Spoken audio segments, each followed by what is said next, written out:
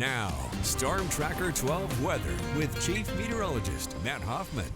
Taking a live, beautiful look at Mount Shasta, currently sitting at 78 degrees. We've been seeing some warmer conditions this afternoon, and that warming trend is going to continue into the middle of the week. But we're also keeping an eye on the threat for some thunderstorms. On radar, a few cells have popped up in Lake County, also north and east of Mount Shasta towards the Tennant area, little cell. No lightning being detected by radar just yet, but some isolated thunderstorms will be possible along and east of the Cascades and into Siskiyou County as we go through the next few hours. And then as we get deeper into the night, skies will clear, any thunderstorms will fizzle. Down to 61 degrees in Medford, 49 in Klamath Falls, down to 56 in Wairika. Tomorrow, marine layer clouds and fog, pretty stubborn along much of the coast. Inland, it will be hotter, up to 97 in Grants Pass, 96 degrees in Medford. Once again, an isolated thunderstorm possible along and east of the Cascades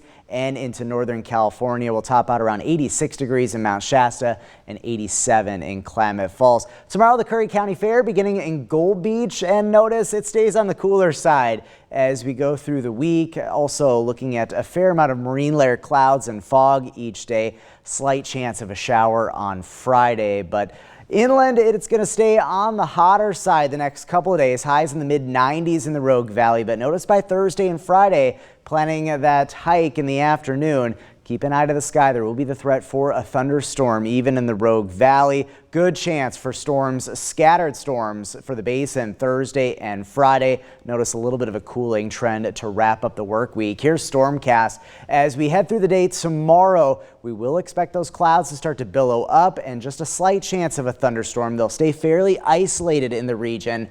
We're really honing in on Thursday, though. As we move into the afternoon, there's going to be more instability and more moisture to work with. So more scattered thunderstorms expected. Northern California up into the east side, and some of these storms could make their way into the Rogue Valley, especially by Thursday evening. But in the dark green shade area, that's where we have the best chances for storms. They'll be capable of heavy downpours, a lot of lightning. We'll be concerned about new fire starts, and one or two storms could be on the strong to severe side with strong winds as well as hail, maybe up to quarter size. There is a fire weather watch that's been posted for parts of the region on Thursday because of the concern about abundant lightning sparking numerous new fires. We'll keep you posted. The storm threat does continue in the region at least through about Friday and Saturday. Your 7-day forecast for the coast, slight chance of a shower on Friday. The big thing is just going to be some fairly cool conditions and marine layer clouds and fog fairly prevalent for the coast, especially in the mornings.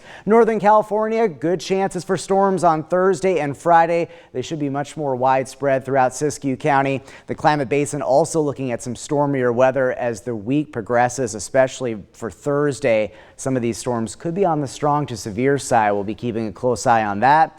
Up in the mountains, the potential for storms in the days ahead, a break in the action possible Sunday. And then in the Rogue Valley, just a slight chance of a storm making its way into the Rogue Valley later in the week. Notice temperatures staying in the 90s.